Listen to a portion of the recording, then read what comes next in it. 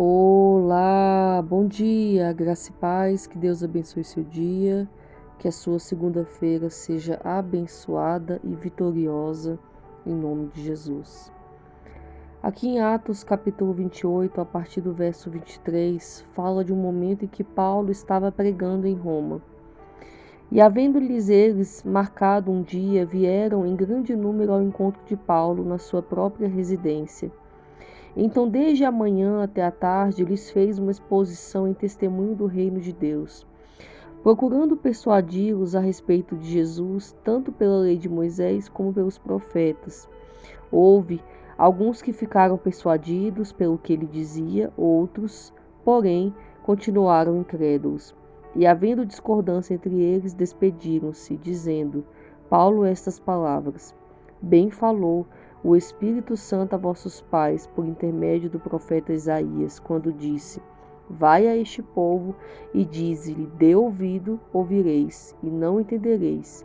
Vendo, vereis e não percebereis, porque o coração desse povo se tornou endurecido. Com os ouvidos ouviram tardiamente e fecharam os olhos, para que jamais vejam com os olhos, nem ouçam com os ouvidos, para que não entendam com o coração, se convertam e por mim sejam curados. Tomai, pois, conhecimento de que esta salvação de Deus foi enviada aos gentios, e eles a ouvirão. Ditas essas palavras, partiram os judeus, tendo em si grande contenda. Aleluia, glória ao Senhor Jesus. Amados, a gente consegue perceber um momento de crise que estava acontecendo aqui. Paulo estava pregando em Roma, tanto para judeus quanto para gentios.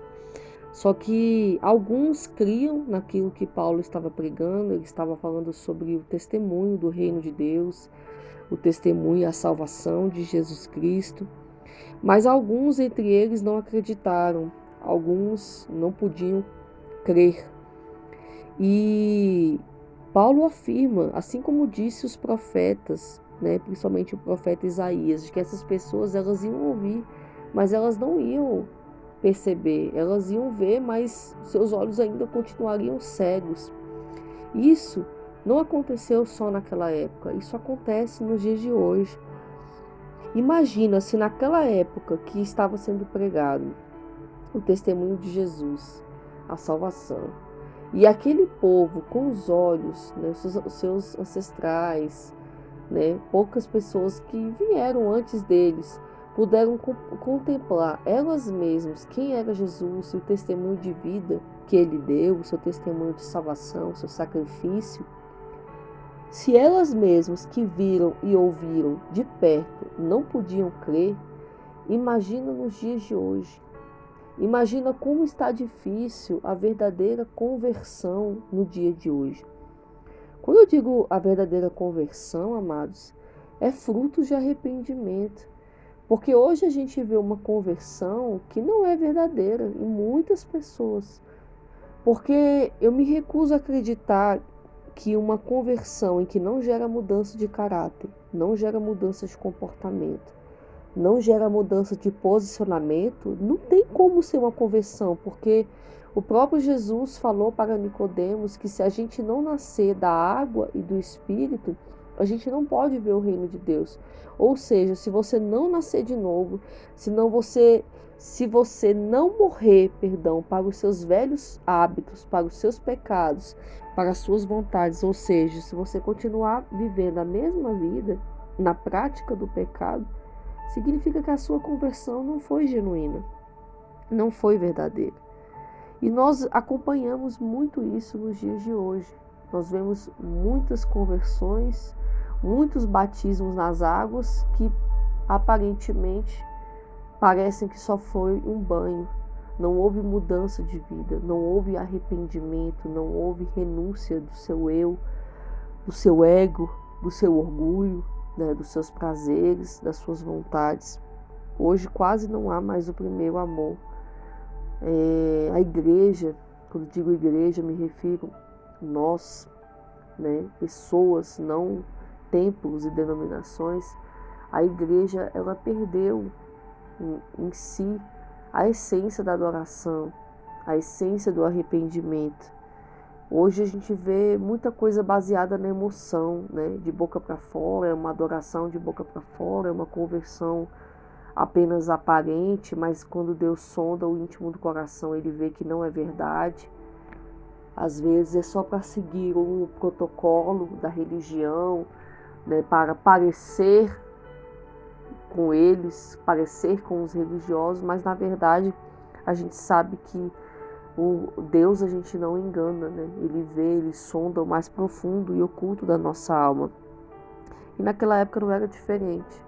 O Senhor, ele estava se referindo aqui através de Paulo, nessa exortação, dizendo a respeito dessas pessoas. Essas pessoas, elas tinham ouvido, mas elas não ouviam. O coração delas estava fechado para a verdade, fechado para o entendimento da palavra, fechado para o arrependimento. E havia uma grande controvérsia se verdadeiramente o evangelho deveria continuar sendo pregado para os gentios. Ou seja, os judeus, eles não acreditavam no testemunho de Jesus, pelo contrário, foram aqueles que mandaram sacrificar Jesus, né, matar Jesus, e eles também não se arrependiam dos seus erros. Eles estavam atolados ali na sua hipocrisia, na sua falsidade, mas não tinha frutos de arrependimento. E eles também não queriam que os gentios tivessem a chance de ouvir a verdade, porque para eles os gentios eram um povo que não era digno, era um povo pecador, mas eles mesmos não enxergavam os seus próprios pecados. Hoje, muitas vezes a igreja faz isso.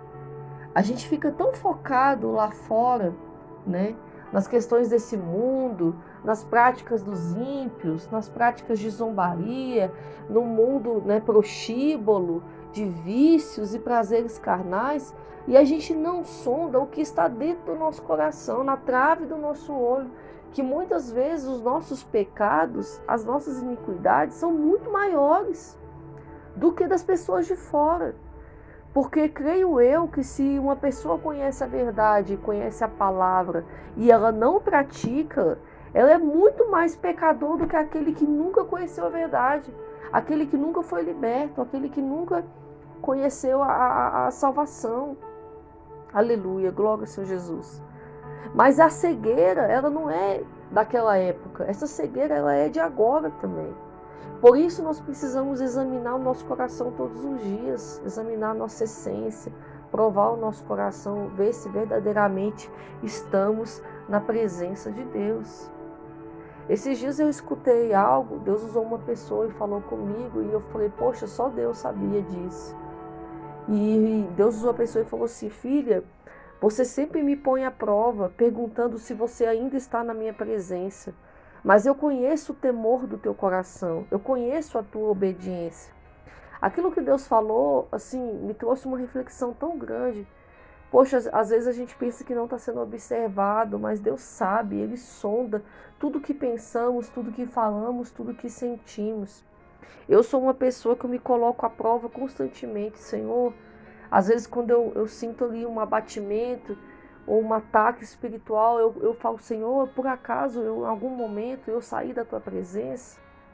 Quando a gente fala sair da presença de Deus, não necessariamente significa que você saiu da igreja, você não vai mais à igreja, você está desviado. Não, sair da presença é sair da vontade de Deus. Quando a gente comete algum pecado, alguma iniquidade, alguma coisa que desagrada o Espírito Santo de Deus, você sai da presença de Deus, porque o pecado, ele nos afasta de Deus. Ele cria em nós, entre nós e Deus, uma ruptura, um abismo. Mas Jesus é a ponte para a restauração dessa comunhão. Jesus é a ponte onde ele faz ali o processo de perdão, o processo de cura, o processo de libertação e nos aproxima novamente de Deus. E eu sou uma pessoa que eu sempre me coloco à prova. Senhor, eu fiz algo errado. Eu saí da tua presença porque, amados, o maior medo que eu tenho na minha vida é de perder a minha comunhão com Deus. Deus é tudo em mim e Ele é tudo para mim. Eu vim do fundo do poço. Quando eu digo fundo do poço, é de uma questão espiritual. Amados, eu tinha uma depressão muito profunda. Eu tinha umas crises dentro de mim, demoníacas, que eu não conseguia vencer sozinha. E isso na minha infância, que foi se estendendo para a minha adolescência. E o Senhor Jesus me encontrou. Eu tenho alguns medos hoje em dia. Medos de algumas coisas na área da finança, medos de alguns problemas de família. Eu tenho alguns medos que me angustiam, mas o meu maior medo é sair da presença de Deus. O meu maior medo é perder a minha salvação. O meu maior medo é perder a minha comunhão com Deus, porque a minha comunhão com Deus, ela é tudo. Ela define tudo que eu sou, tudo que eu quero ser e tudo que eu vou ter. Tudo está relacionado à minha vida com Deus. Aleluia. Então eu estou sempre me colocando à prova, sempre me analisando. Eu sou falha, eu sou pecadora como você e como qualquer outra pessoa. Mesmo anos de evangelho, anos conhecendo a palavra, anos ministrando a palavra, eu tenho muitas falhas. E todos os dias o Espírito Santo puxa a minha orelha. Ele me exorta, ele fala comigo, ele me ensina, ele me encaminha, me dá a direção, ele reprova algumas ações minhas, mas é um processo. A gente vai gerando frutos de arrependimento, vai se santificando, vai sendo restaurado, vai mudando, melhorando a cada dia. Mas esse autoexame ele tem que ser feito constantemente. E a gente precisa de uma vez por todas parar de olhar para a vida do outro e começar a olhar para a trave que está no nosso olho. Porque essa era a hipocrisia dos judeus. Eles olhavam tanto para os outros, mas não conseguiam enxergar os seus próprios pecados. E, infelizmente, isso hoje é uma prática contínua dos cristãos, principalmente dos evangélicos. A gente tem a palavra na ponta da língua para falar do pecado da vida dos outros. Mas quando é para examinar os nossos próprios pecados, a gente não admite. Pelo contrário, a gente se esconde através dessa falsa santidade. Da falsa santidade apresentada ali por uma aparência de uma ovelha, mas na verdade muitas vezes é um lobo disfarçado. Amados, Deus prova os nossos corações. Ele prova as intenções do nosso coração. E a cada dia Ele tem nos ensinado a viver uma vida em santidade, a viver uma vida temente a Deus. Nesse mês de novembro nós temos falado muito de fé. E o Senhor tem nos ensinado a cada dia através de uma palavra direcionada. Mas a palavra direcionada hoje, do Orando a Palavra, é uma palavra de temor. É uma palavra de exortação, chamando a mim e a você para endireitar as nossas veredas, endireitar os nossos caminhos. Porque só existe dois caminhos para a vitória: a fé e a obediência. E não adianta ter um e não ter o outro. Não adianta você ser fervoroso na fé, mas não ser obediente. E também não adianta você ser só obediente e não ter fé. As duas coisas caminham juntas. Deus tem fortalecido a sua fé. Ele tem te ensinado a exercer essa fé. Mas Ele também está falando hoje para mim e para você: obedeça a minha palavra. Obedeça os meus caminhos. Obedeça os meus mandamentos. Faz a diferença na terra. Abre mão das coisas que te corrompem, das coisas que te contaminam, das coisas que seus olhos possam ver, que seus ouvidos possam ouvir, das falácias, conversações demais, palavras torpes que você possa falar, das intenções ruins do seu coração. Abra mão de falar mal do seu próximo, abra mão de perseguir o seu próximo, abra mão de viver, de continuar vivendo em contendas, em confusões, em escândalos. Todos os dias nós precisamos buscar esse arrependimento. A palavra do Senhor hoje, para mim e para você, é: quer vencer? Viva pela fé, andando em fé, na fé e sendo obediente ao Senhor. Obedecer, amados, é melhor do que sacrificar, diz a palavra de Deus. Muitas vezes a gente acha que o segredo está nos sacrifícios, está nos votos, nas campanhas, está nos jejuns prolongados, está nos sacrifícios e promessas que fazemos a Deus, mas na verdade o segredo pode estar nessas duas coisas, na fé e na obediência. Basta crer e obedecer e você move o coração de Deus. Quanto mais obediente a Deus você for, mais alegrar o coração dele você vai fazer. mais frutos de justiça você vai colher, mais frutos de bondade você vai colher, porque não haverá legalidades, não haverá brechas para o inimigo impedir as suas bênçãos. Então a palavra do Senhor hoje é: busque viver uma vida de obediência. Que a gente comece essa semana fazendo uma análise de nós mesmos, de como temos sido, de como tem sido as nossas palavras, de como tem sido a nossa forma de pensar, de como tem sido a nossa forma de agir, e que a gente possa endireitar os nossos caminhos, dizendo: Senhor, eis-me aqui, me ensina a ser melhor, me ajude a ser uma pessoa melhor, me ajude, Senhor Jesus, a me libertar disso, me ajude a me libertar daquilo, e tenho certeza que Deus vai fazer um mover grande na minha e na sua vida. Amém? Será que eu posso ouvir um amém aí da sua casa? Essa é a palavra de Deus para você hoje. Espero que tenha falado com você, porque falou comigo também. Que você tenha uma semana vitoriosa e abençoada. E amanhã nós estaremos aqui mais uma vez buscando no nosso devocional da manhã. Fica na paz.